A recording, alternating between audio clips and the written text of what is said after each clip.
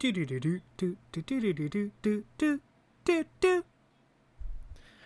to Average Talks. We are two incredibly average individuals, and this is where we talk about things. I'm your host, Austin, and next to me is my lovely friend and also host, Justin. Say hi, Justin. Hello.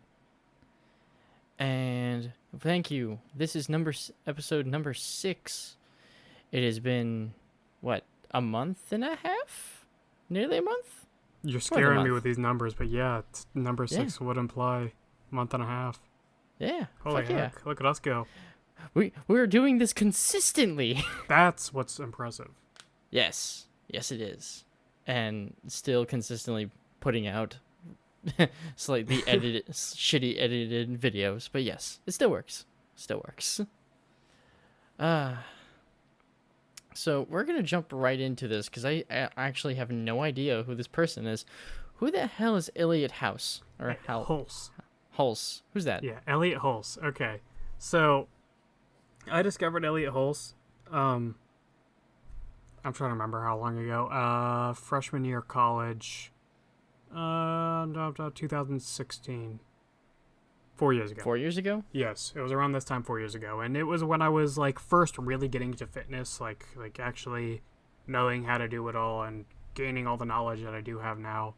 And a lot of what I was doing at the time was just kind of when I was bored watching fitness related YouTube videos, as people do.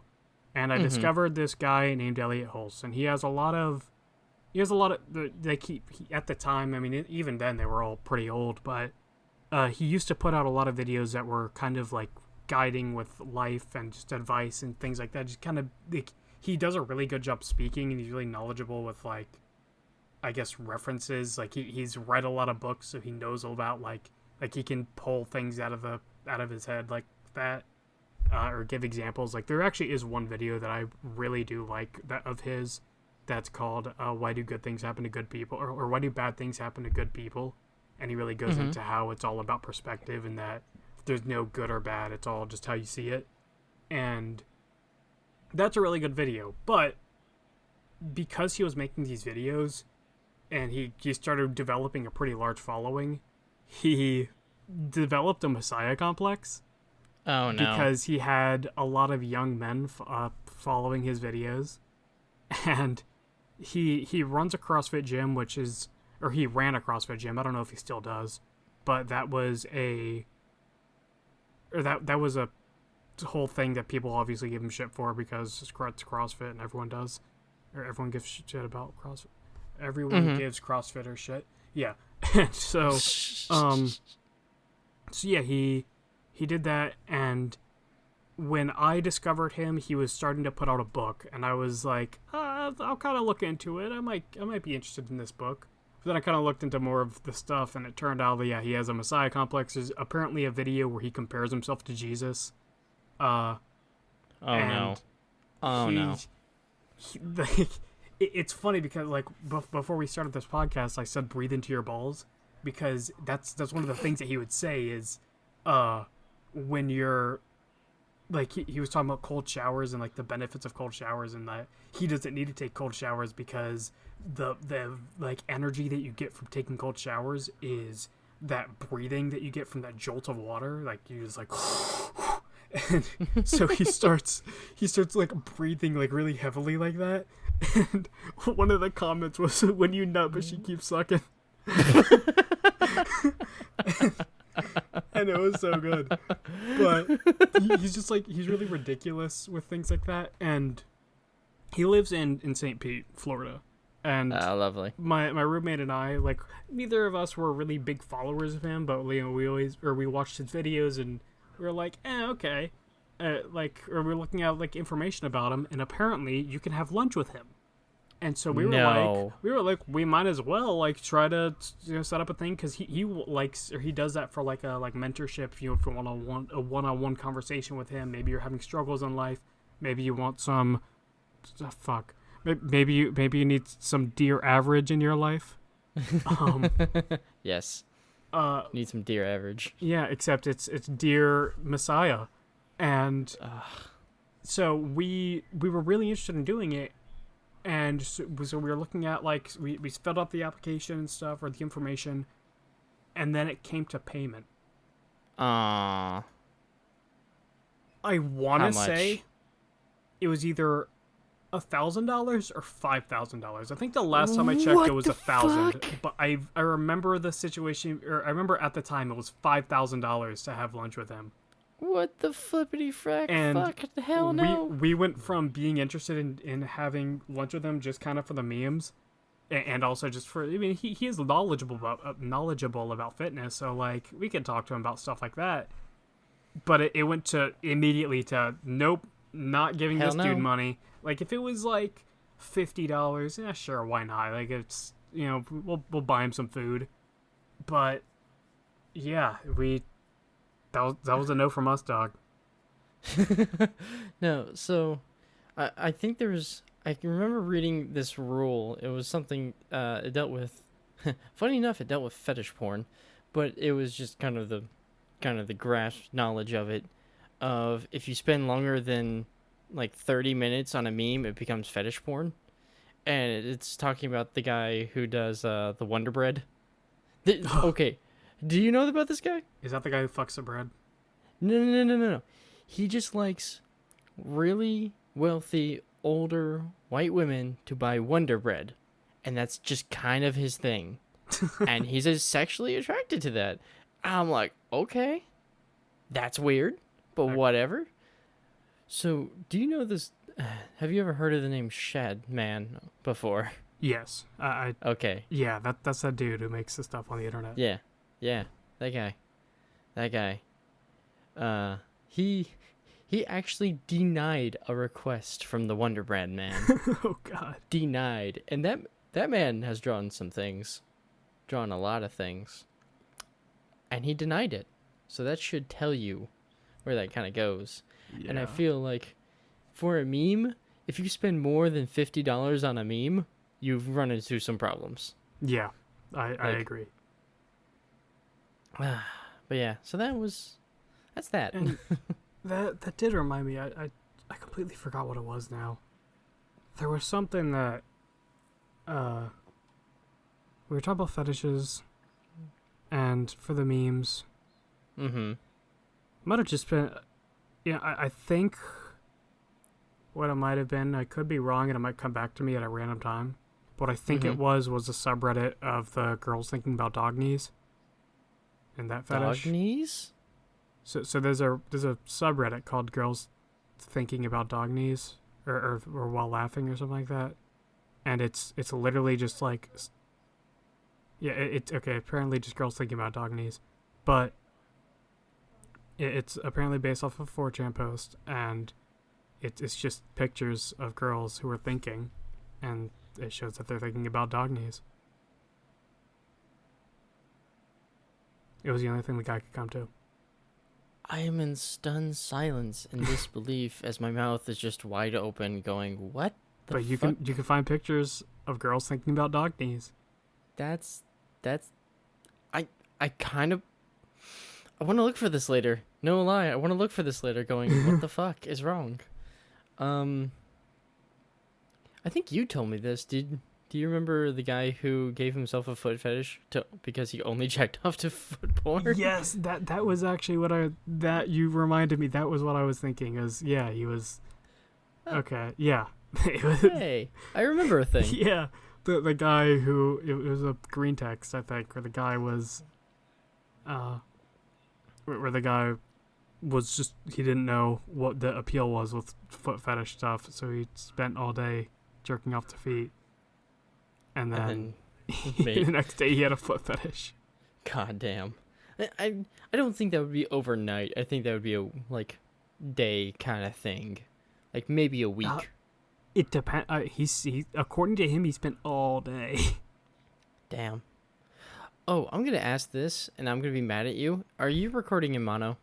Yes. Okay, good. Cool. Yeah, good. all of my settings saved. All right, cool. Thank you. Just making sure. Oh, I'm going to talk about this, and this will hopefully segue into our next segment. I've been told by one of our listeners, hello listener, you know who you are, that we should stop calling it what we do last week in the realm of entertainment, because he finds that hella annoying. Well, what if I want to bother him? Well, you could. You absolutely could. But I kind of want to take a suggestion and say, what did you do last week? That's fair. But are we already gonna go there? I mean, we have what two? We have 2 episodes of 2 seasons of two That's season true. premieres to That's true. to discuss, and I'll let you Well- kick it off with your discussion of USPS losing your stuff. Yes, this is episode 1 of USPS Losing My Shit. Volume 1. Where the fuck is my book? I ordered from Amazon Horde of the Dragon Queen, which is a D&D 5th edition campaign setting, and it deals with dragons and whatnot. It's very stereotypical D&D. There's a lot of problems with it, but it's fun. You just gotta rework some stuff. Anywho, not the actual thing we're gonna be talking about. I ordered it through Amazon on like a Thursday. No, it was like Wednesday, and it got 2-day shipping. I'm like, all right, cool. It's gonna be here on Friday, and which would have been good because then I'd have all weekend, and then I play it on that Wednesday. So I'm like, all right, kind of a little close, but it'll be all right. I get a message from Amazon on Friday saying that my package was delivered. I'm like, all right, cool. So I go home, package is not there. I'm looking around. I'm like, all right, maybe it was at the office, but they're closed. So Saturday morning, I go over. I'm like, hey, I think a package left off with you guys. Check my mailbox. Mailbox is too small for this book. They say they don't have it. I'm like, okay, why don't you guys have it? And they're like, we don't have it. And nothing was delivered on Friday. I'm like, okay. Let me check with USPS, because I live relatively close to one of their distributing centers.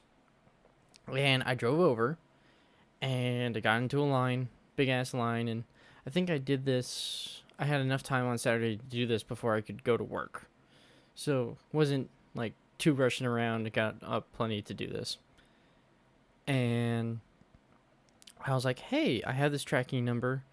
Where's my stuff? And the lady comes over, and I deal with this lady again in volume 2.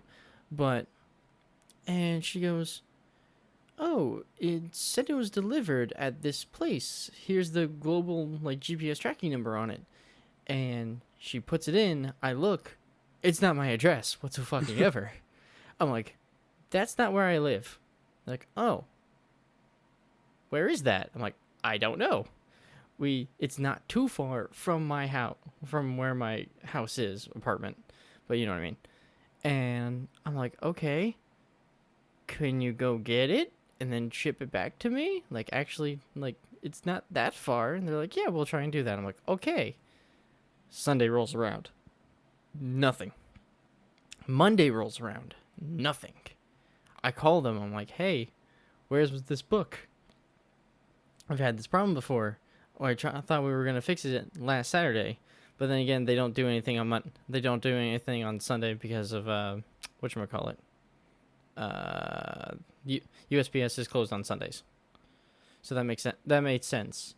But I still called them. And they're like, we're going to try one more time, but if you don't get it by that Monday night, evening situation, tell Amazon, try to get your stuff back. I'm like, all right, cool, whatever. Monday night, no book. I'm like, all right, I'm going to contact Amazon now. Contact Amazon. They told me that it was delivered. And since it's delivered, they don't deal with it anymore. I have to contact USPS. And I'm like, this is bullshit.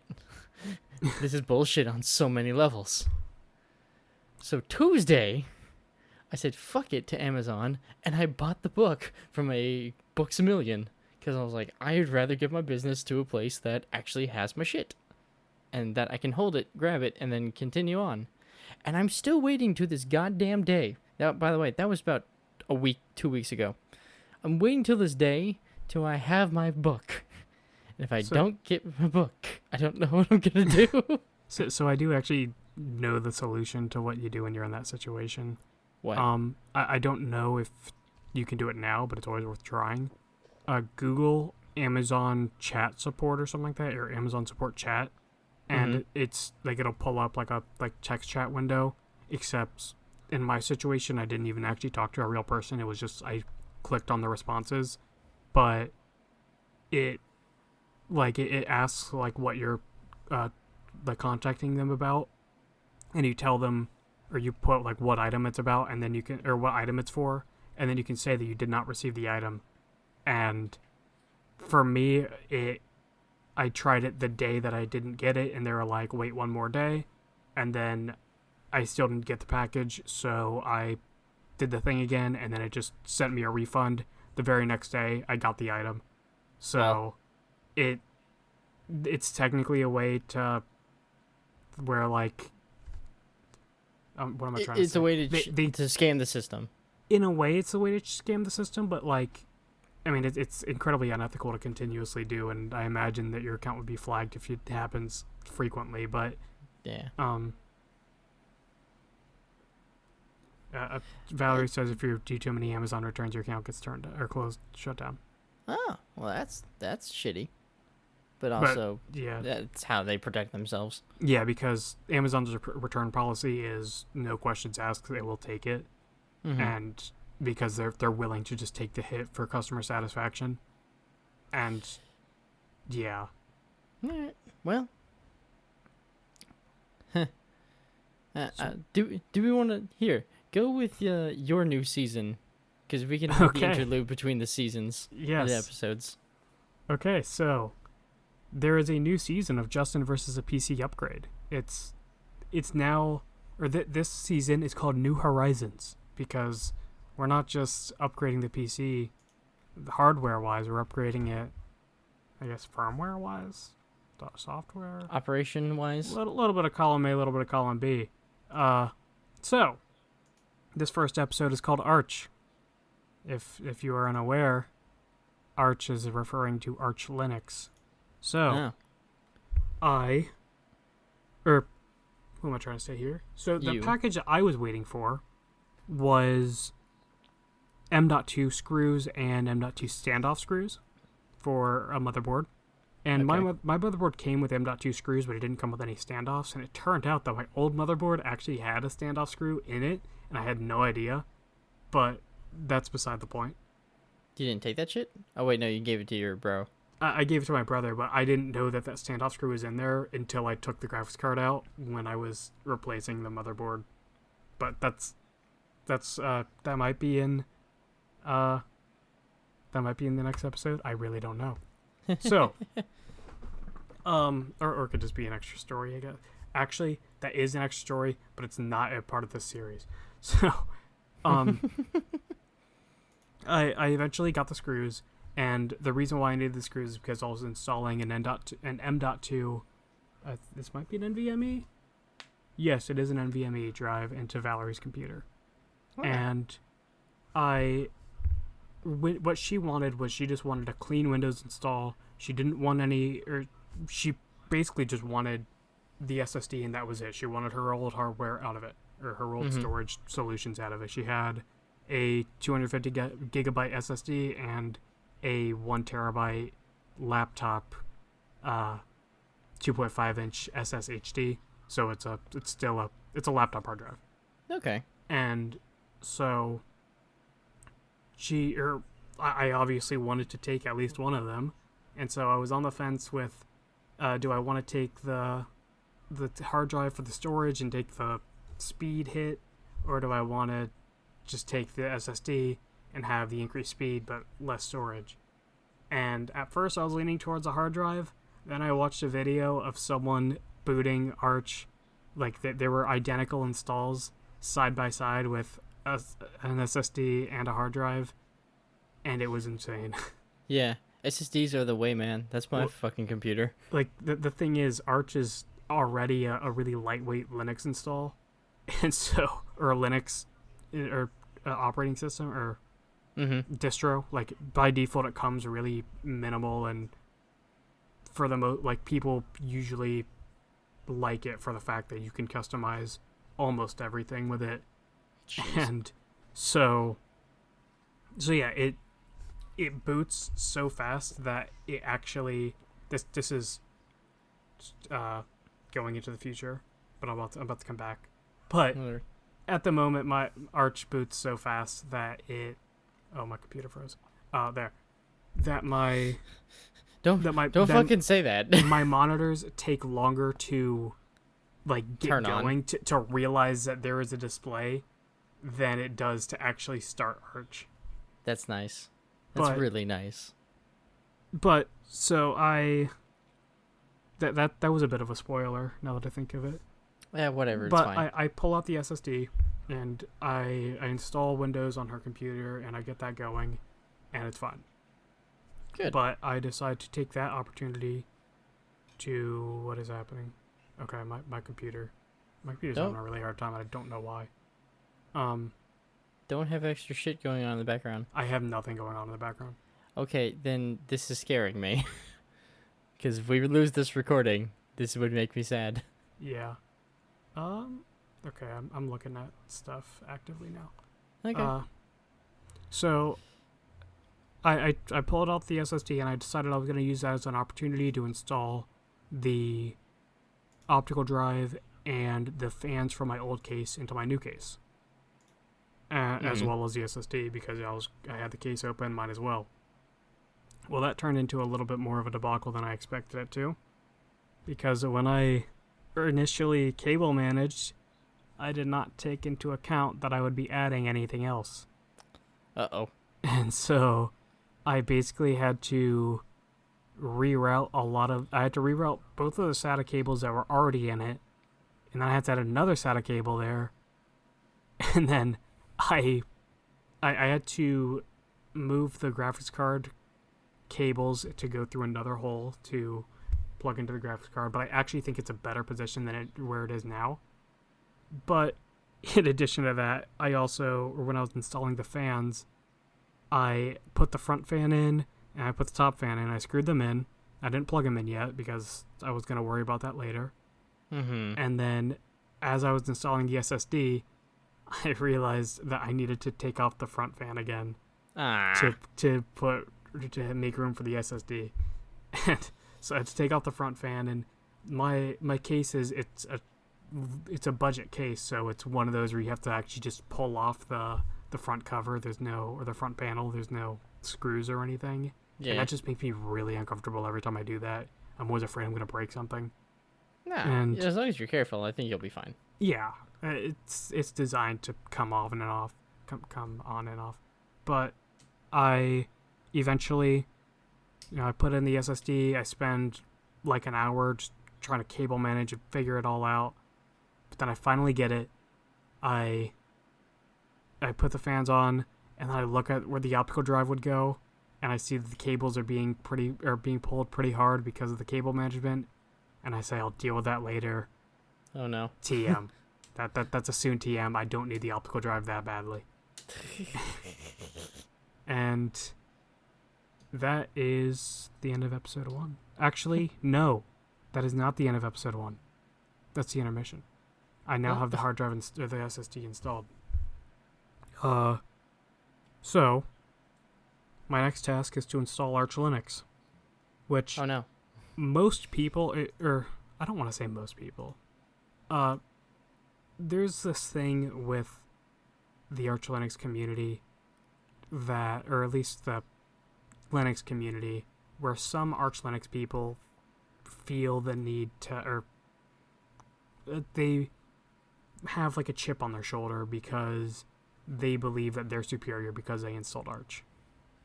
And the reason why is because it's entirely manual. Wait, it's entirely manual?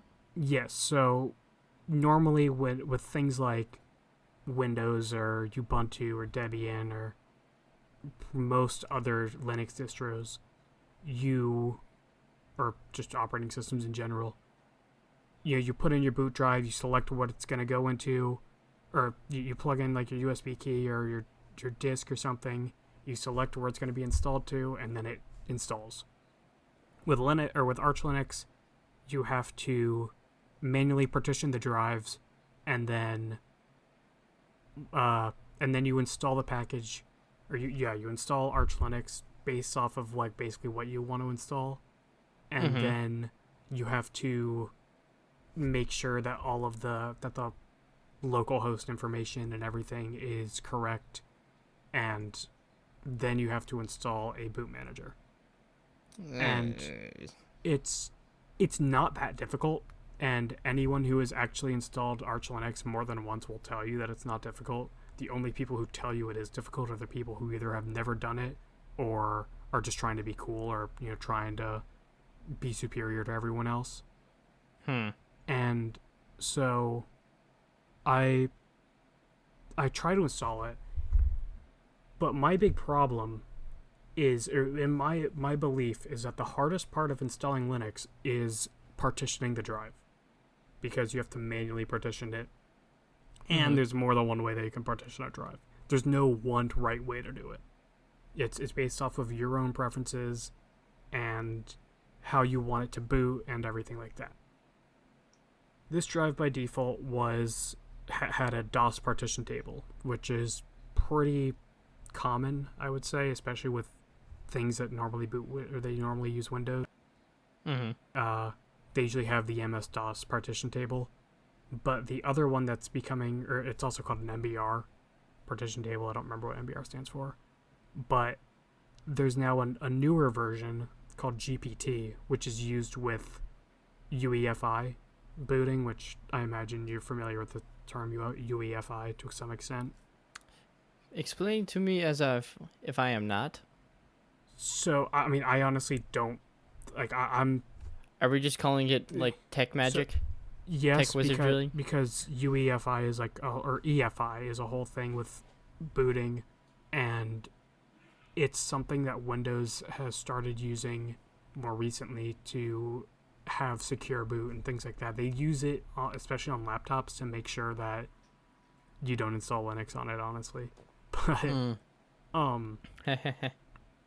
but it's the entire thing is that with UEFI you can be more secure, and you can what am I trying to say? You can be more secure, and it boots faster, and it's overall just a better system. But the problem is that it takes up a partition, or you have to partition drive specifically for it, and it's just overall a little bit more complicated to install because you need to make sure that your system recognizes that it's EFI. And so when I'm installing Linux, I'm initially partitioning it. I'm like, all right, I'm going to probably just do EFI because this is a UEFI motherboard. It would make sense. And yes. I install it. It takes, 20, 30 minutes, and which isn't that bad at all. And I go to boot it, and it doesn't recognize the hard drive. Or it didn't recognize it. And I was like, all right, where did I go wrong? So it becomes about a several-hour journey of trial and error with installing Arch Linux over and over, partitioning the drive differently every time, and just figuring out how to fix this. And I realized that the problem was the fact that it was booting from the flash drive. It was booting from the flash drive in legacy mode, so it was booting with, like, expecting MBR.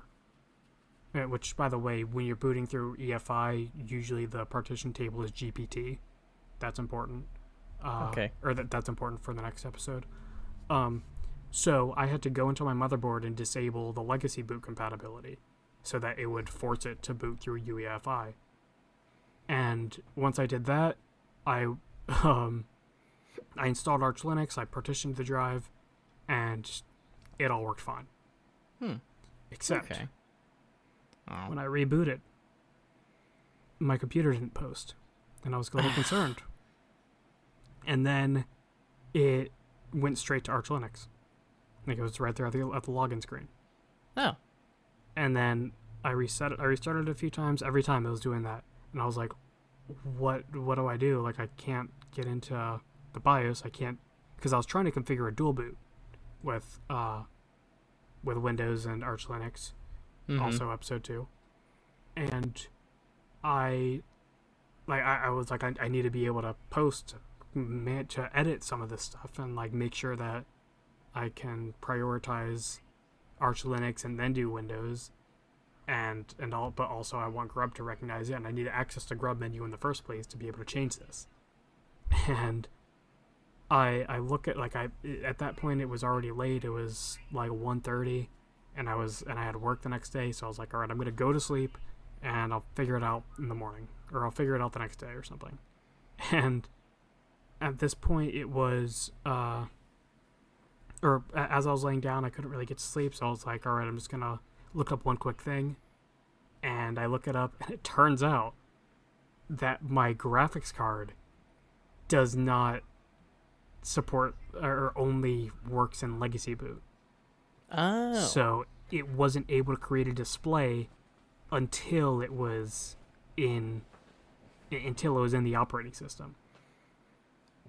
Oh. And so I was like, wow, that's really weird. So it turned out that I had to clear the CMOS, reset the BIOS settings, and gladly my motherboard is pretty easy with that.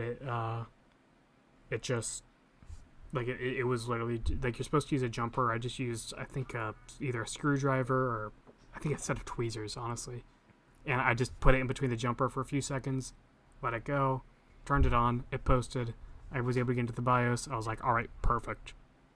Heh. And that is the end of episode 1. Nice. Because I got it working. Yeah, that's good. Glad.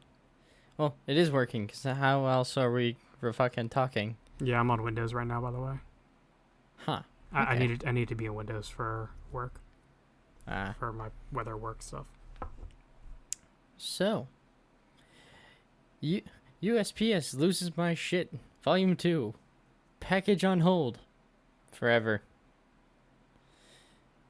So after the whole book debacle, I really tried hard to find a way to get UPS to send me my packages and stuff. So I'm like, okay, maybe a bigger package, USPS won't deal with that. It will go to UPS. I'm like, okay, cool. I'm looking through some things, and I ordered, essentially, it is a D&D case. It holds about 8 books, a map, a lot of dice, folders, things like that.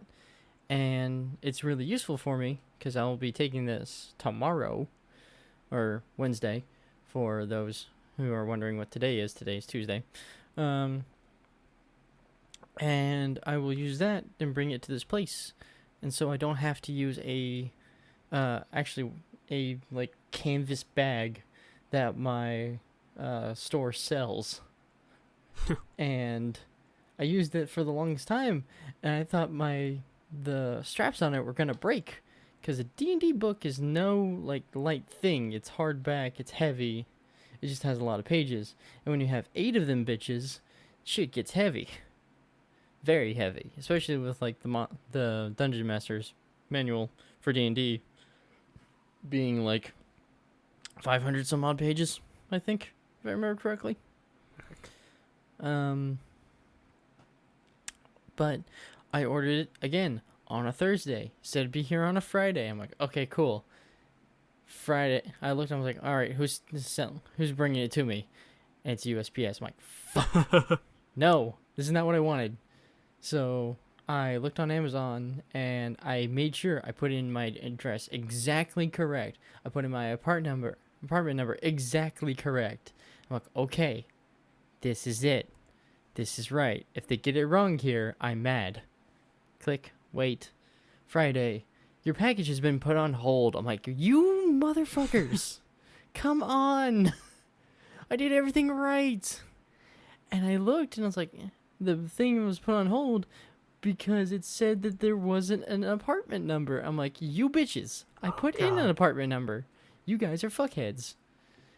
And I was driving, because it was Saturday morning. I was driving, and I saw the USPS man. I was like, hey. I saw him, the physical dude, and it's the same dude. And I like this guy, and I'm wondering, what the heck, man? So I go over and start talking to him, and he goes, yeah, no, I don't have this route on Fridays. I'm like, what?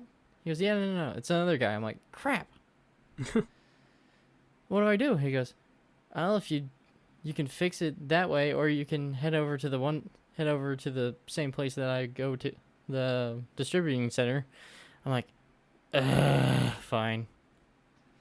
And working through the USPS, phone operation system is stupid.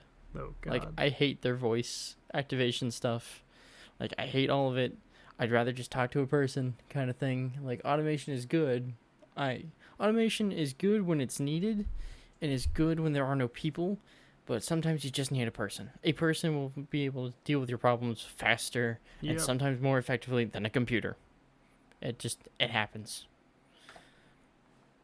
So, after dealing with the computer, I'm like, nope, I'm not going to fuck with this. I'm just going to go. And this morning, I had the day off instead of my normal Wednesday, Thursday. So I was off all day. And I was like, all right, I'm going to get up at 8 and I'm going to be there like as soon as it opens to get my fucking bag.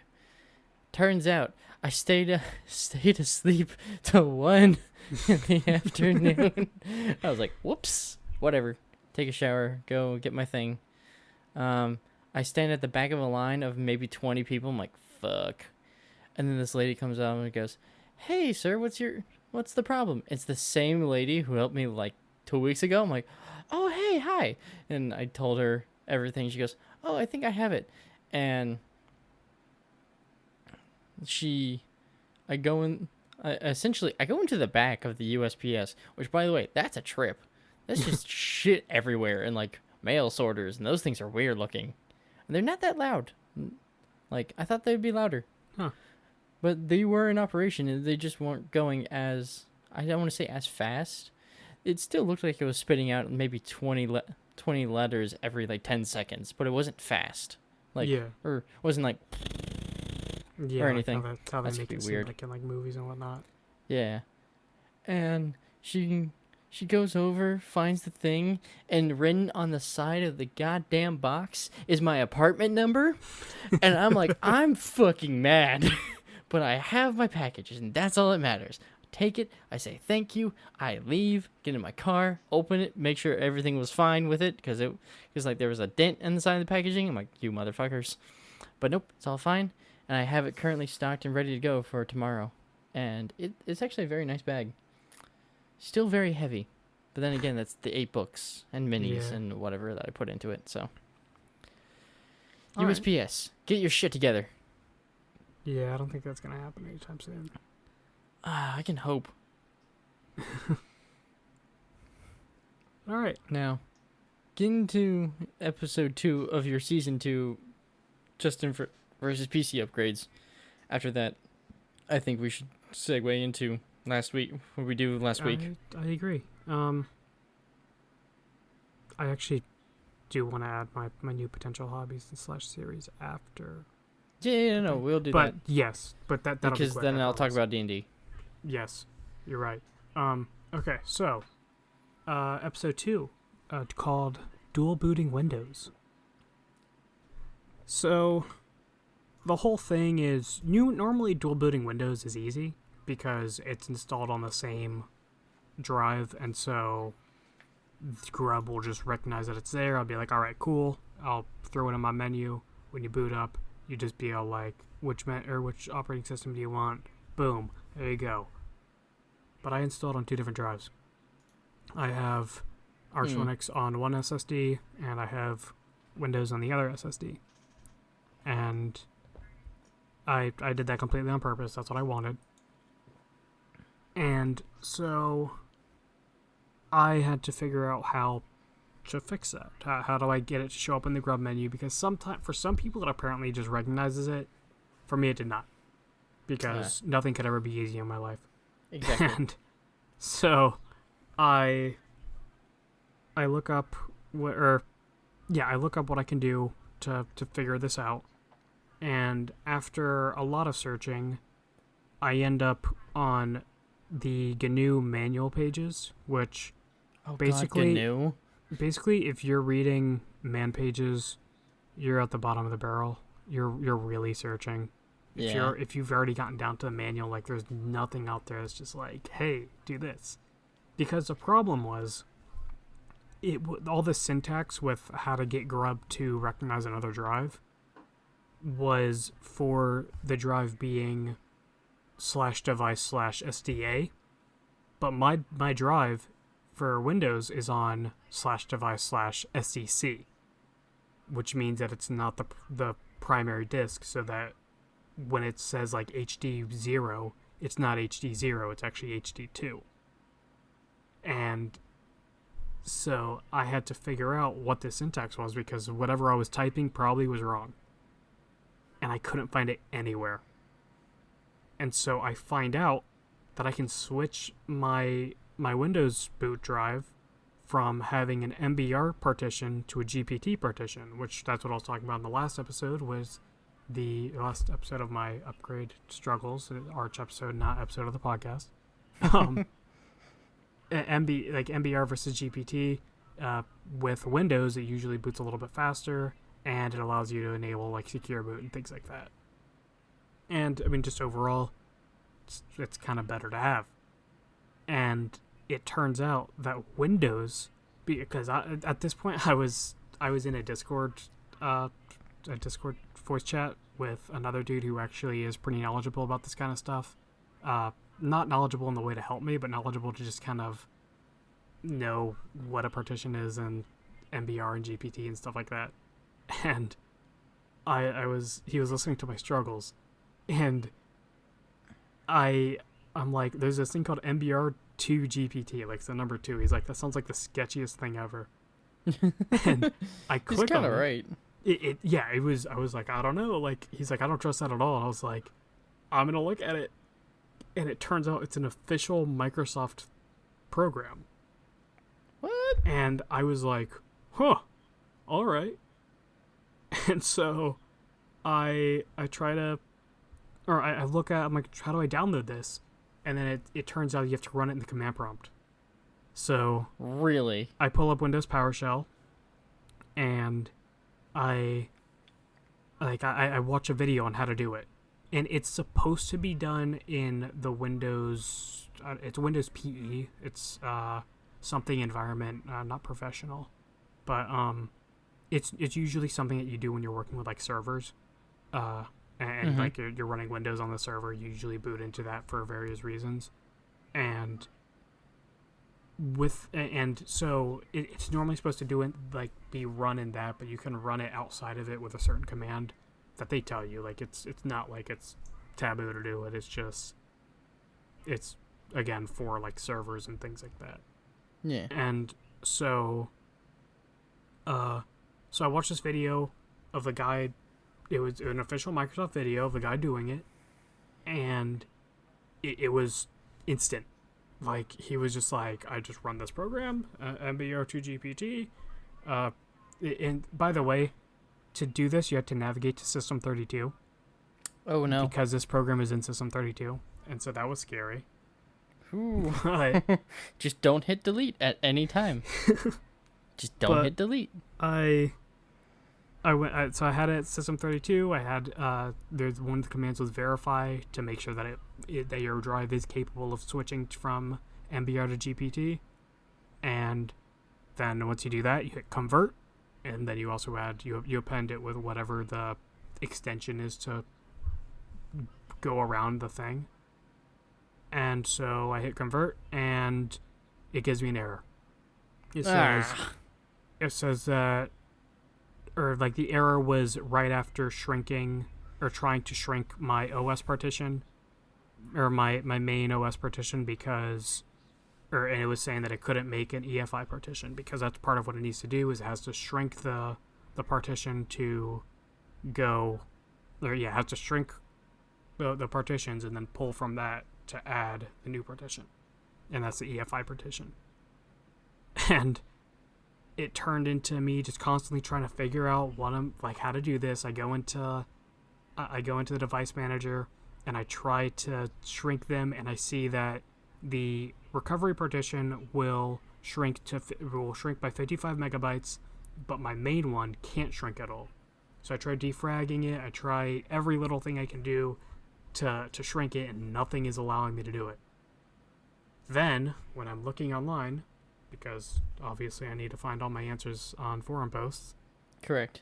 There was one person who was running into the same issue as me, and there was a person who was trying to do the same thing as me, but they ran into an issue with trying to use this program that would partition or that would shrink and or it'd resize the drives for them. And this program sounded really sketchy.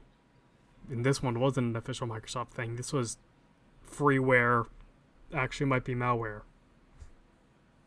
And so I'm looking at this, and one of the first response, which was like the answer that solved the problem, was from someone who had 12,000 posts on this forum. This was a Microsoft forum, and I saw him also post something in another forum about having problems with this. So I was like, this guy knows what he's talking about, and he's saying that, like, he's basically saying that this thing works.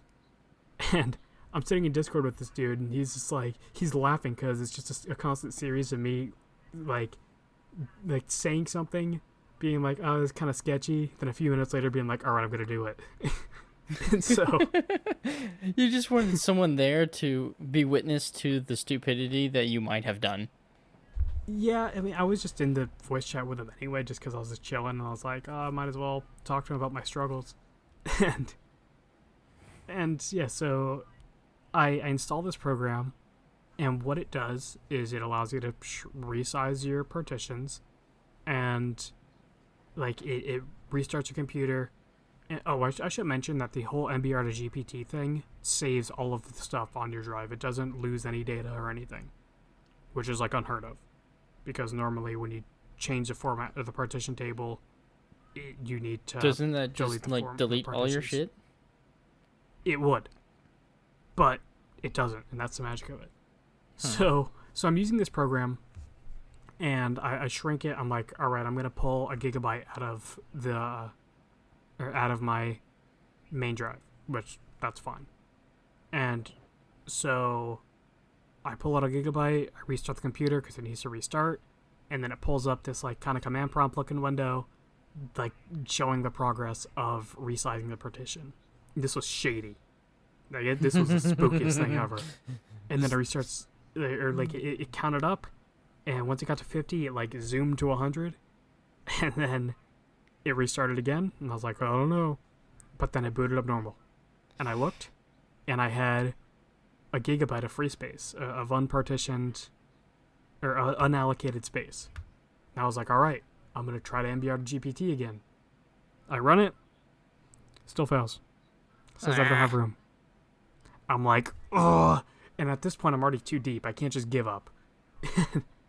And so what I do is I increase the size of my main partition to, I think it ended up being half of that.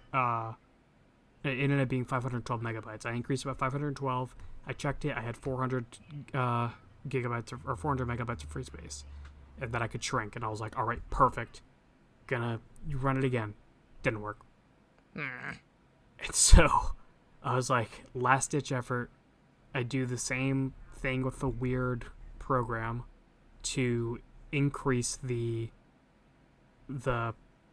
space, or to increase the space in my system recovery drive to where it had at least 100 megabytes free, at least 100 megabytes of unallocated space. And then it restarts the computer, does all that again, and then I run MBR to GPT, and it works. Woo! And I'm like, yes! Like I now have it on, or now have Windows on a GPT partition table. And there you go. Yeah, so that was step 1.5 done. Or I guess step 0.5, I don't know, because, or I guess step 1A. I didn't actually need to do it, I just did it. And so I go back into Arch, and I start trying to mess with the grub configuration files again to try to recognize the drive. And then I run into another thing, because it looked like it didn't need any syntax changes, but apparently I needed to know where the EFI file, or where the EFI drive was mounted. And apparently it wasn't mounted in the default place. So when I tried to run the thing, I tried running it, it didn't find it. And then from there I was like, it's really not worth it. I could just go into my motherboard's boot menu and select it. It's the difference is, what was it? The difference is between like 2 key presses on the keyboard, or yeah, 2 key presses and no 3 key presses because 2 down arrows and enter versus pressing F11 and then clicking. So the problem is, or actually both of them are time sensitive because if I don't wait, or if I wait 5 seconds, it'll automatically boot into Arch Linux anyway from the grub menu. So I said it's really not that worth. It's not worth the extra effort to just do this, or to get it in the grub menu. So I didn't even bother. And now at this point, I have Arch Linux. My computer will normally boot to Arch Linux, but if I need to, I can hit F11 and I just go into Windows. Okay. So all of the GPT stuff was for nothing, but I did it anyway, and I'm not upset about it. Lovely. So here's a question that I know a few of our one of our listeners, if not two, and also me, is wondering, why do you want 2 different operating systems? Because Linux. Is I it actually just just for a meme? No, I actually do really like ever since I got into or started putting Linux on first my little notebook laptop, and then I got ThinkPads with Linux. I have really liked it, and I've liked the way that you can build a workflow and the kind of minimalist software where you're not really reliant on things like Microsoft Word and stuff like that, like the free and open source software. And I'm still in the process of having to learn everything and how to work around it all. But from what I've seen, you could pretty much do everything except for open a PowerPoint file and edit it. Like, so as long as you don't have to make a PowerPoint presentation on this, you're fine, right? Yeah, and the thing is that's why I have Windows, is because in Windows I can open PowerPoint. Yeah. I actually just realized that I still have 415 megabytes unallocated on my drive, so I'm going to do extend volume. And don't fuck with shit that could fuck up other shit while we're recording, please. Yeah, it probably won't fuck up anything, but leave that alone. Leave it alone. Yeah. Leave it alone. I'm leaving it alone. All right. So your D&D gig, Mo. Yeah. Well, do we want to talk about that, or do we want to get to the movie? Oh yeah, that reminds me. I wanted to start this entire episode just talking about that movie, but yeah. Wait, it is. Right. Funny enough, I wrote something for D&D so I could read to my people to recap everything. It is the short and sweet version of it, which I could talk about. I will let you choose whether you want to talk about D&D, the movie, or my thing. What's your thing? So my new potential hobby / series. Oh yeah, that's right. Here, actually, no. Let's go into what we did last week. What we did last week, and then we'll talk about the movie then, and then other stuff. All right, ready? Okay. All right. So I know what you did last week because I joined you in seeing the Sonic the Hedgehog movie. Oh Lord, that was actually a good, a fun movie. Yes, it was. Do you have an actual? Okay, I still wrote out a whole thing for it. You have a whole. Oh, go! If you get something written out, go. Okay, so movie reviews, because I actually saw 2 movies and I saw a movie before Sonic, but we're gonna talk about Sonic because that's the important one. Yes. So we saw Sonic the Hedgehog, and plot summary: Sonic's speed is a valuable power that people want. In order to protect him, he is sent to Earth to hide. While on Earth, he gets too carried away one day and causes a mass blackout. With the source of the blackout seeming unnatural, the U.S. government sends a deranged scientist, Dr. Robotnik, to investigate. Before I continue on, I will say that our rating system is see it, stream it, skip it. Our more clear definition for see it is worth spending money to see. Stream it is don't really go out of your way to spend money. If it's on your streaming service of choice, you can put it on, you won't have a bad time. Skip it, it's not worth your time. So, do you have anything to say before I do about Sonic? There's only 2 things I dislike about this movie, and they're more or less the same thing. I don't like how Sonic flossed on us twice. And that's it. Like, that's it. Everything else was pretty good, at least in my aspect. It made me laugh. Are we gonna spoil the thing that we got the most kick out of in the movie? Yeah, no, let's fucking spoil it. We should, here, I'm gonna let out a beep at this point. Beep. And that will be, we're about to spoil shit. Don't listen, I will say beep again, or just cut that out in post. And that will be after. Wait, but they won't know when to... Oh, that's true. I'll put a timestamp or something. Or what we do is we say, skip 15 seconds. Yeah, 15 seconds. All right, from now. Sanix in the movie. Sanix in the movie. It's a good meme. Funny. It's funny as hell that this meme actually got into this goddamn thing. All right. Beep. Heck off. We made sure that people who don't want to know skip it. Yeah. It is within like the first 5 minutes of the movie. 5 minutes? Heck off. No, it was a good ways into the movie. It was like, actually, I guess it was in the beginning, but like, I mean, I'd say it's probably in the first 10 minutes.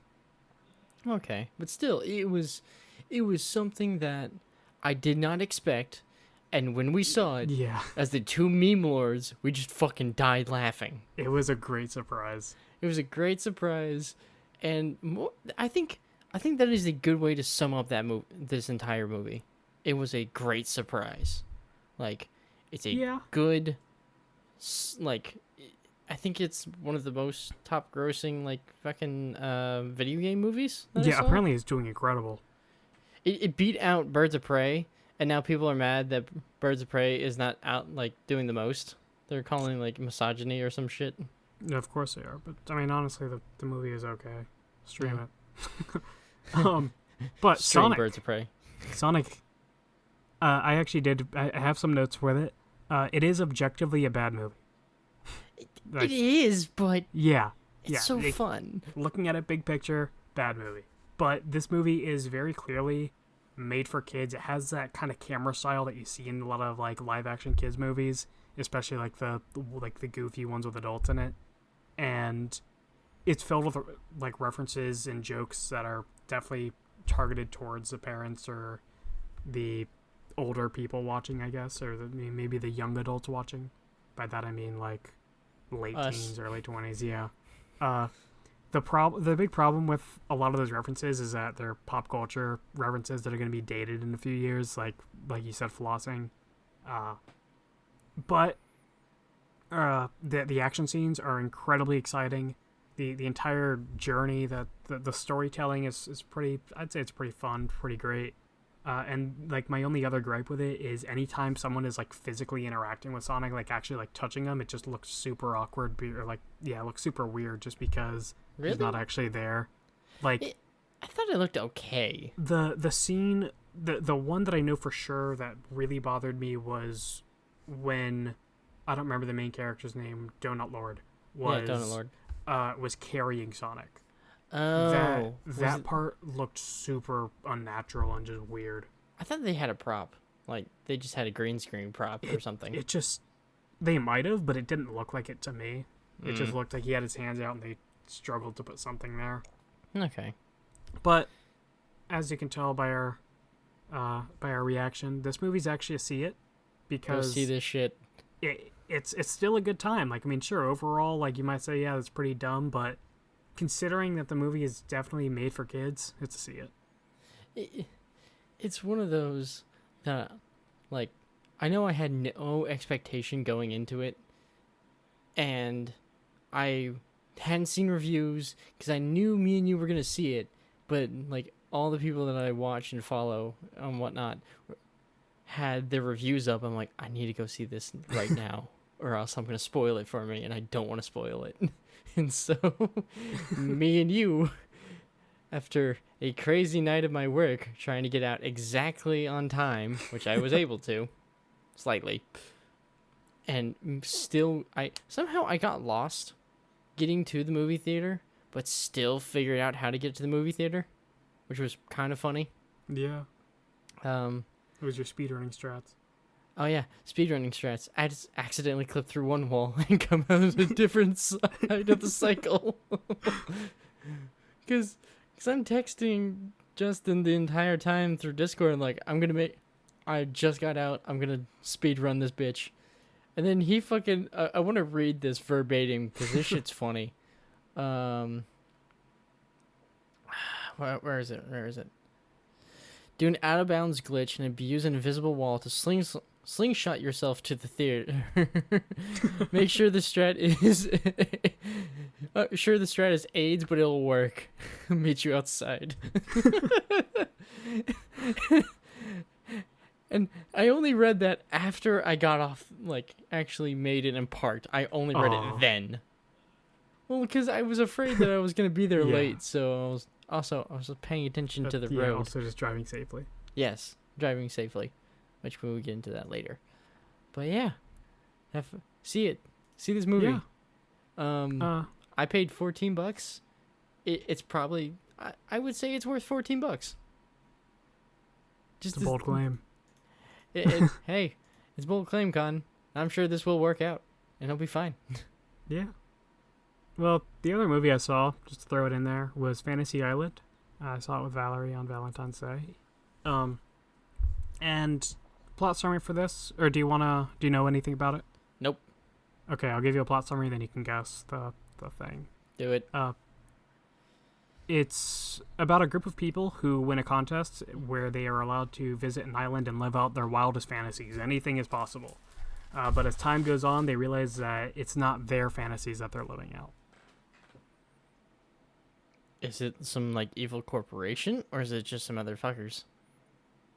I am not at liberty to tell you that. I'm gonna guess to stream it. All right. Well, this is a Blumhouse movie, which Blumhouse they were the producers of Get Out, and they really flex that they're the producers of Get Out, and that's really the only thing they got going for them. Because honestly, they're definitely quantity over quality.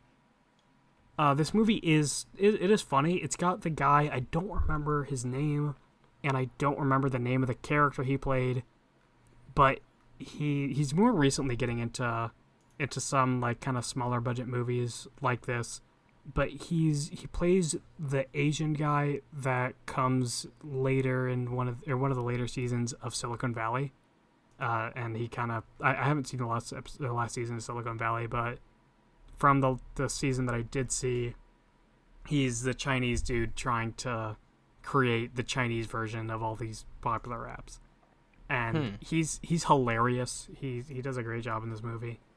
There is one cheap jump scare, and by that I mean it's very loud jump scary, but I honestly didn't see anything that would really cause a jump scare. Like, there was nothing that jumped out at you or anything. It was just loud. And it's just fucking soundtrack trying to fuck with you. Yeah, like, it was supposed to be during, like, a scary, tense moment. Like, there's, like, definitely, like, it was like something's going on that isn't just, like, it's not just a getaway, but it, like, the jump scare happened. I was like, heck, it got me. And I turned to Valerie. I was like, what was there? I didn't see anything. And she was like, I don't know.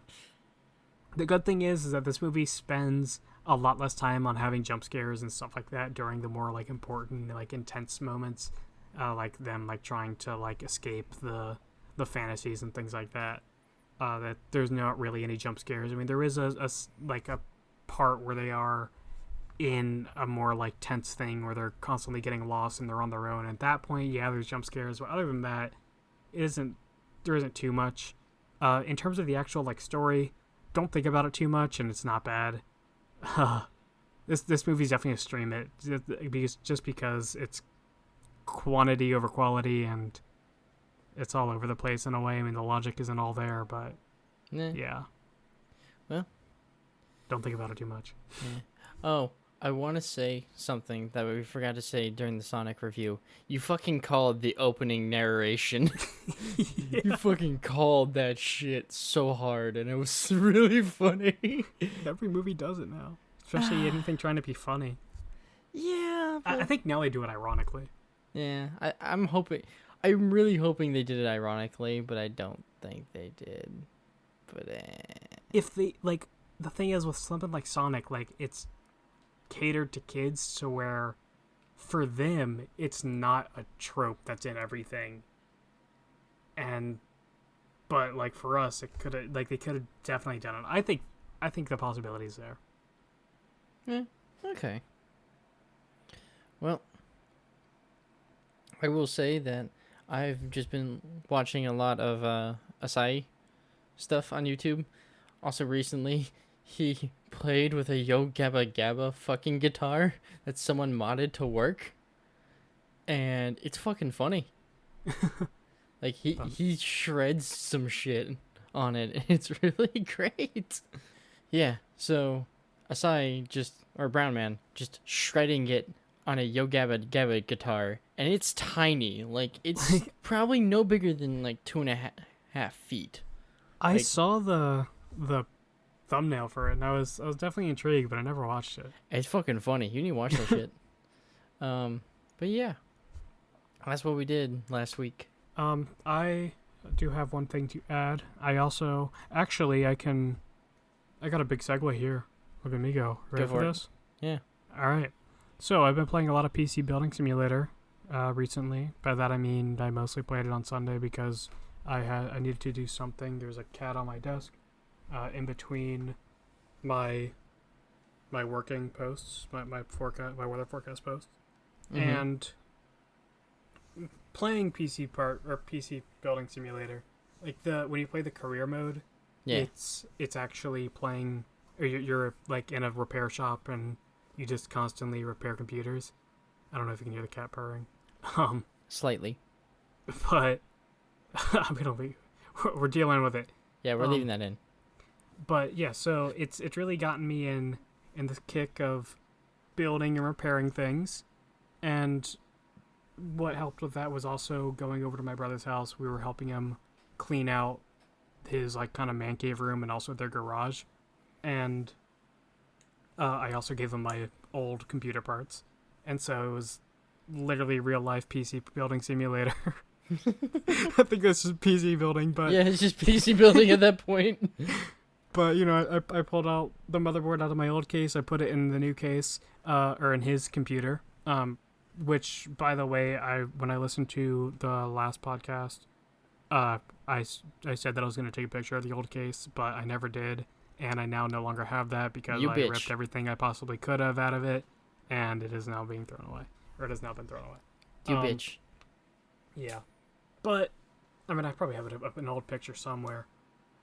But yeah, so, trying to think of what I was saying. Oh yeah, so in that they also gave, or him and my sister-in-law, gave us a bunch of like old phones that they had and a broken TV, and they told me that the TV, like it plugs in, light comes on, but when you turn the power on, nothing happens. There's no image.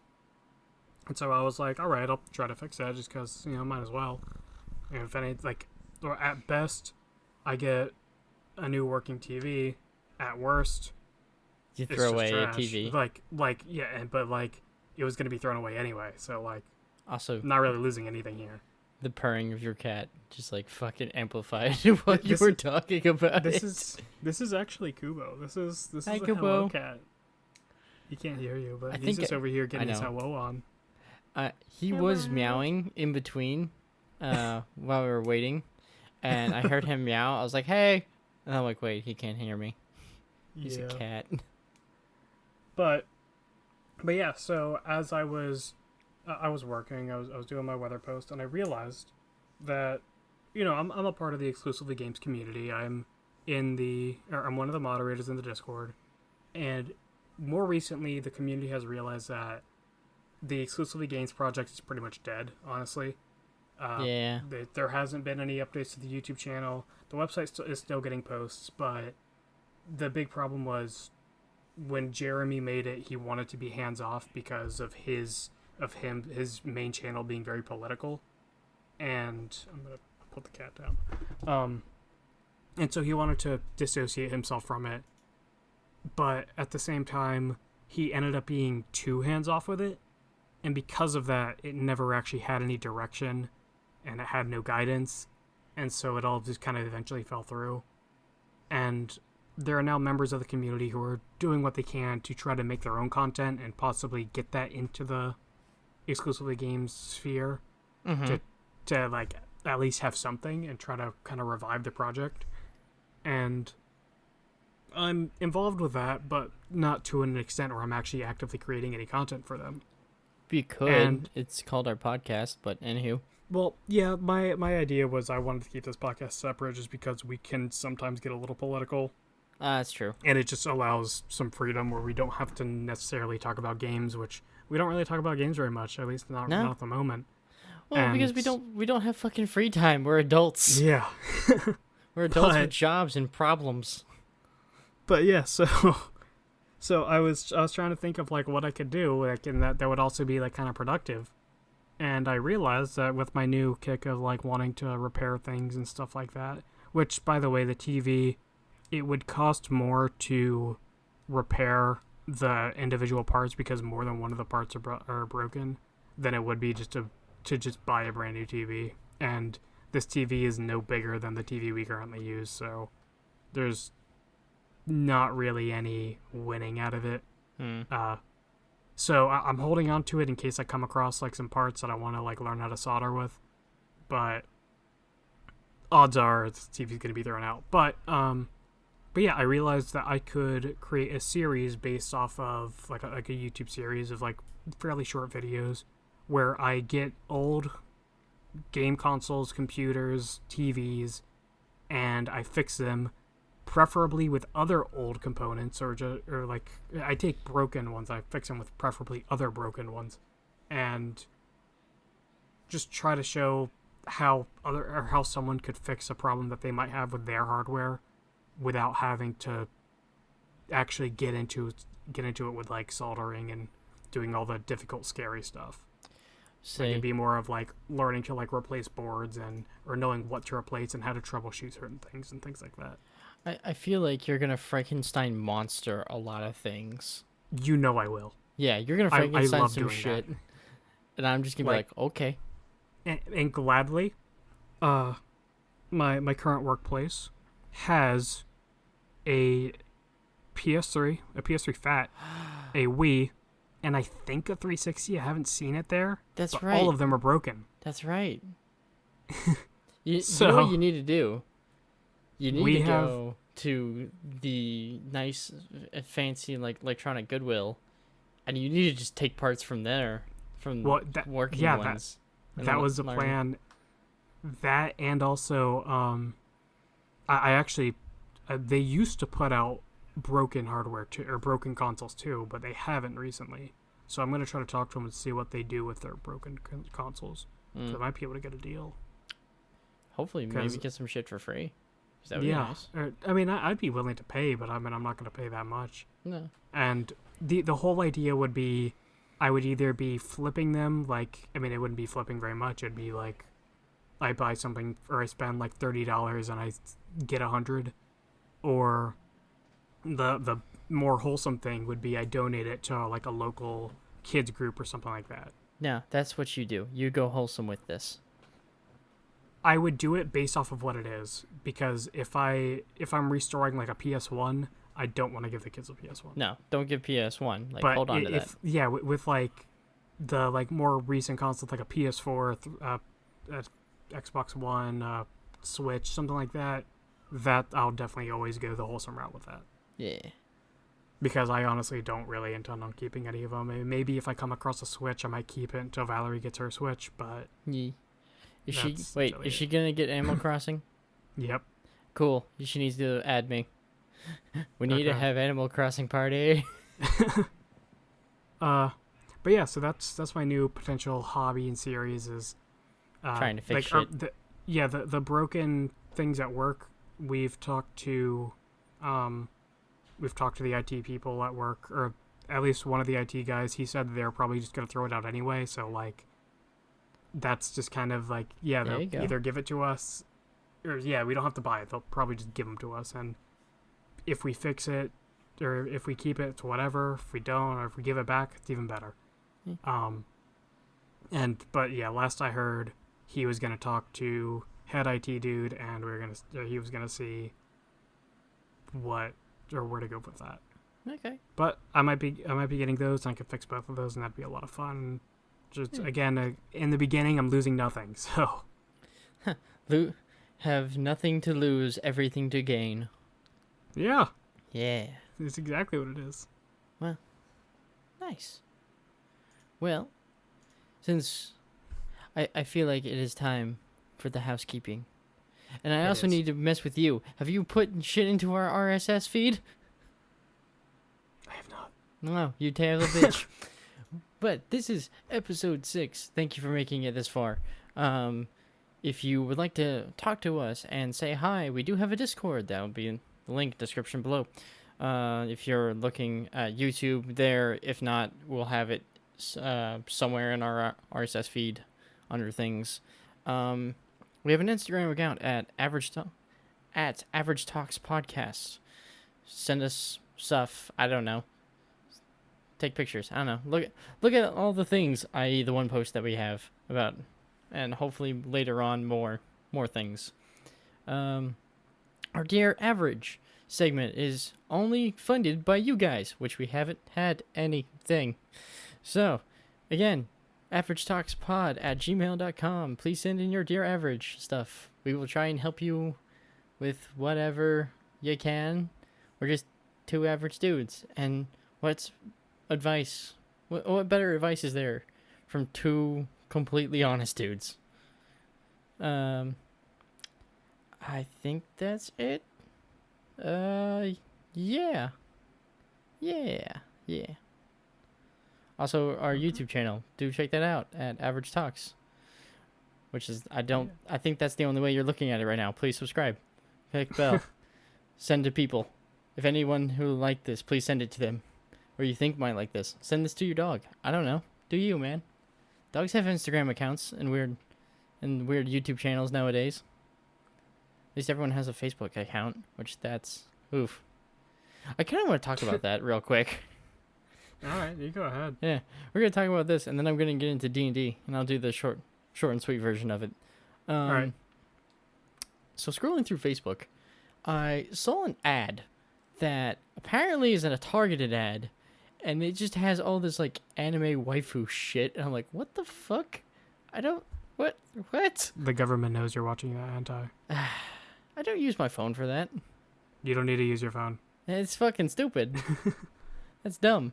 Why? If it's It's what just dumb. it is probably Facebook cookies, because they're on websites that they're on just tons of websites, and you don't necessarily need a Facebook account for them to be tracking you. And if you do have a Facebook account, that's even better because they can actually target you. I need to delete mine then. You have to basically use Firefox, have tracking protection. For the most part, you're okay. Sure, you're gonna get some targeted ads, but I don't think it's anywhere near as bad as normal. Or you can just use another. You can use Brave too. Brave is Chromium based. I might do that. But yeah, stuff like that. I hate targeted ads. I think I made that clear last week. Targeted ads are dumb. Stop giving me weird shit. Yeah. Let's see. Oh yeah, D&D. Let me even pull up the one thing. Also, do get a news segment ready. I got it ready. I know. D&D Session 1 recap. The boys are in town, and so are dragons. The group of Sterling, the Wood Elf Ranger, Asmodean, the human fighter, and Varys, the High Elf Wizard, head to the village of Greenis. Some in search of answers of dreams of an apocalypse, some to see if there is a strong dragon presence, and others just trying to go home and relax for the night. As these unlikely trio made their way to Greenis, going over a hill, they see a town in a blaze and a dragon raining lightning down on the unsuspecting village.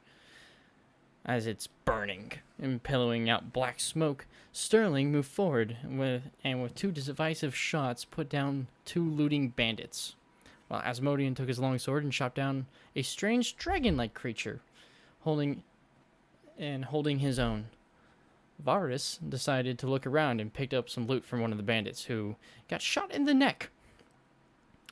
After saving the accountant for a local merchant, Lillian Swift, and her grandfather and her child, they sent them away, and she told them that the governor's estate is probably the safest place.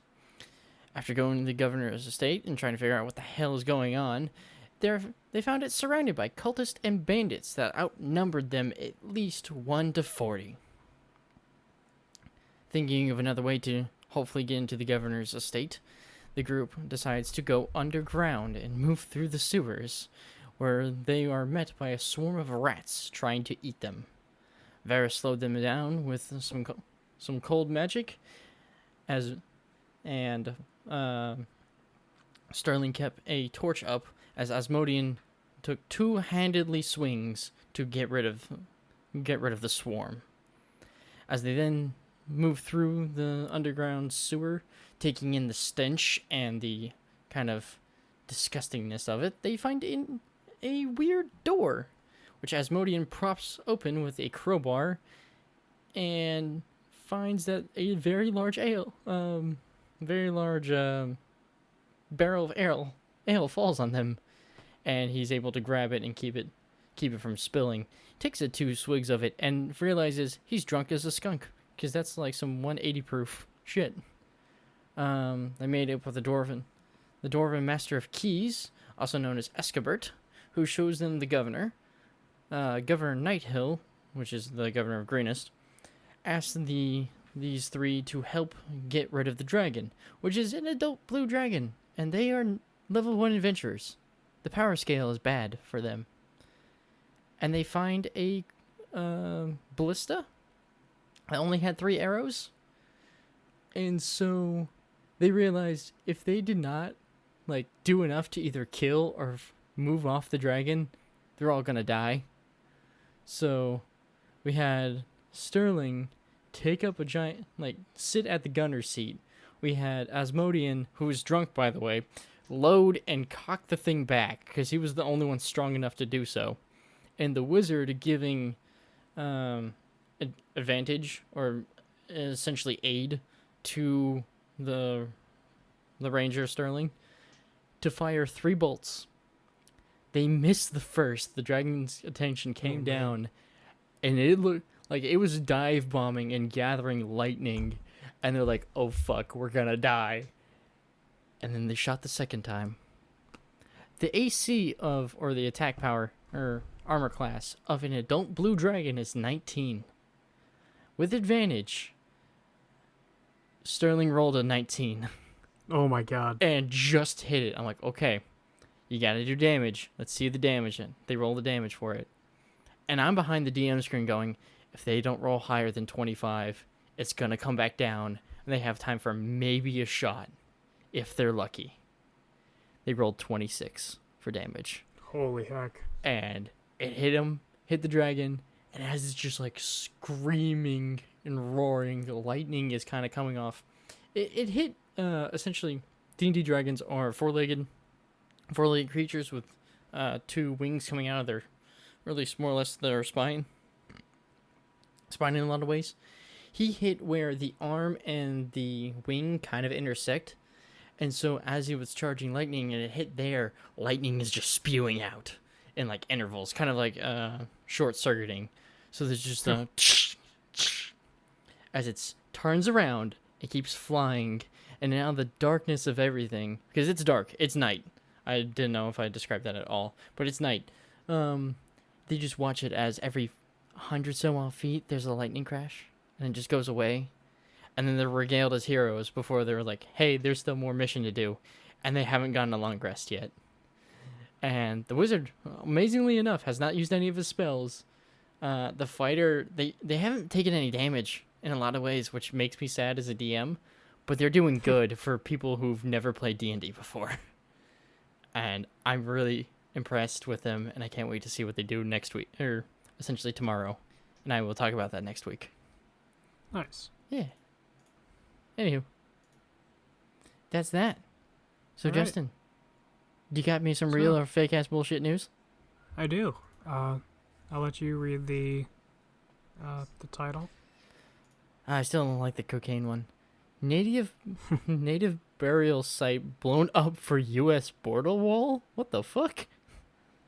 Yeah. So the story here is a place called Organ Pipe. It's and also a part of it known as Monument Hill are native or like sacred native regions, I guess, to locations. Monument Hill is a native burial site, and it has been blown up for construction of the border wall.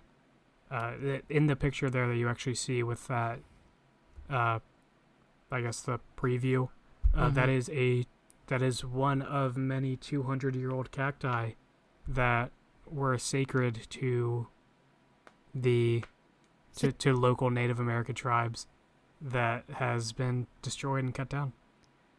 That's a 200-year-old cactus? Yeah, Cactus can live that long? apparently. God damn. So is this real or fake? I see it's by BBC News, but that doesn't mean shit nowadays. I'm gonna hope it's fake. Yeah, this is real.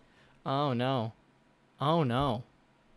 They Really? They definitely. Yep, they have blown up I'm clicking on it now. many parts of. What the This is fuck? one of many sacred and or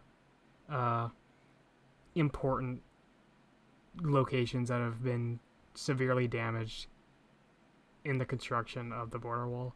What the fuck?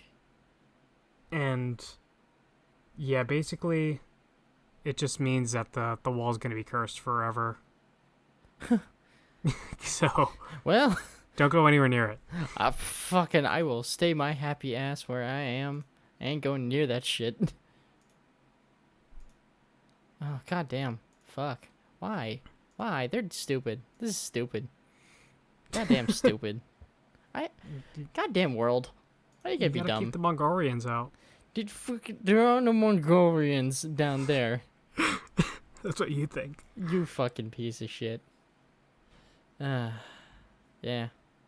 Goddamn. All right.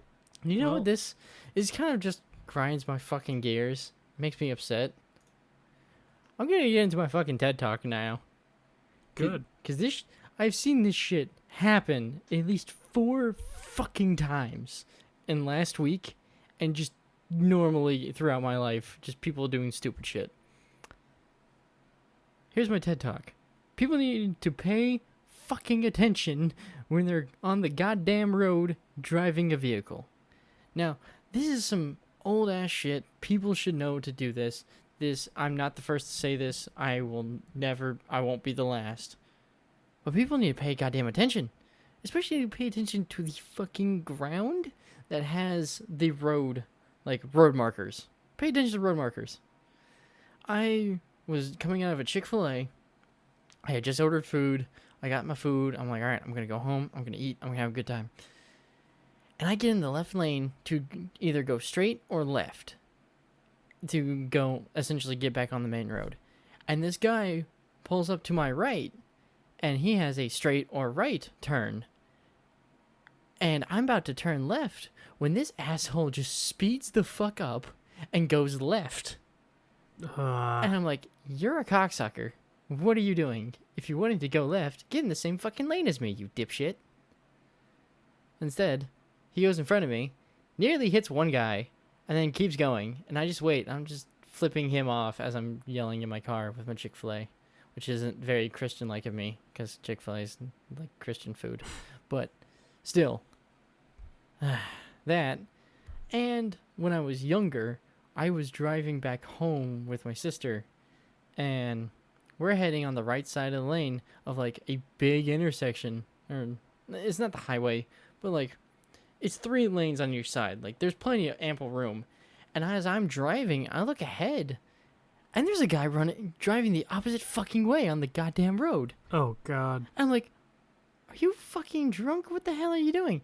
And so I'm slowing down. The people next to me are slowing down. So now I'm boxed in. And this guy's in my fucking lane. I'm like, oh, shit. So I'm slowing down to a stop. And this man, he's just coasting, I think. Like, he's not speeding up. He's not slowing down. He's just there. And so I just leaned my fucking horn yelling at him. And I got, like, one hand's over my sister because I'm like, shit. I'm afraid and about to do some violence. Luckily, the asshole slows down and then moves into a turn lane. And as he goes in the turn lane, at least me and another guy roll down our fucking windows and start yelling profanities at this man. And I think I was like 19 at the time, 18. Like, fucking people need to pay attention. When you're driving, it is permission to drive. It is not a God-given right. It's a privilege. Is what you're privilege. trying to say. Yes, thank you. Yeah. It is a privilege. Pay attention to the goddamn road.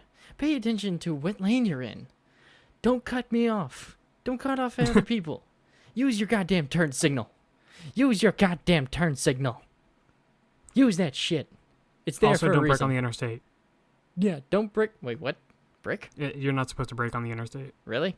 Not at all? Yep. Nope. Oh, well, I'm bad. But I'm a little bad. I braked a little bit. I didn't like full on stop, but like Yeah, I was gonna rear end the like, guy. Yeah, like if you're gonna hit someone, that's obviously when you brake. Yeah. But like, if you're zooming, don't brake on the interstate. Yeah, just fucking. That's been my TED talk. Fucking do shit correctly, people. I'm bad too, but just try to do better. Fucking hell. Oh my god. All right. It's hot in my fucking room. I turn off my fan and I turn off the AC when we record, and I'm starting to get fucking hot. Yeah, since I added the new fans, I'm seeing that I need to up the noise gate because it's actually my mic is picking up my fan. Oh. Zoom in. Oh no. I think it's actually the vibrations of the desk, but yeah. Well, do you think it's that time? I think it's that time. All right. Well, yeah. Because I got a waft that I gotta take care of. Yeah, and I got some shit I gotta take care of too. So, thank you again for all listening to this point and getting to this point. Thank you. Please send this to people who would think you would like some average talking of two incredibly average individuals. Hope you had a great time, and maybe see you in the next episode. Again, that has been the Average Talks podcast. We are two incredibly average individuals.